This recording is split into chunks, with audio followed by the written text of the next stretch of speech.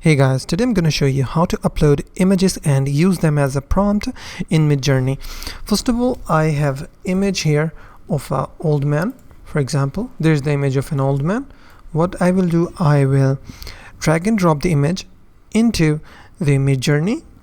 From here, I will click or hit enter so that my image will be uploaded here in the Midjourney after my image has been uploaded. So what I will do, I will right click on with my mouse.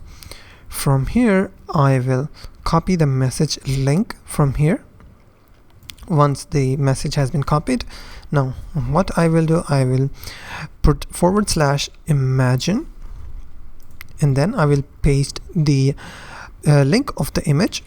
Now, after pasting the link of the image, I will type any prompt. I will give a space and type an old man with mountains on the background.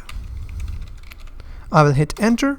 So I need subscription to do this kind of stuff. So if you are subscribed, this is the best way and this is the only way that you can use to upload images and use them as a prompt in Midjourney. So if you find this video helpful, please hit the like button and don't forget to subscribe.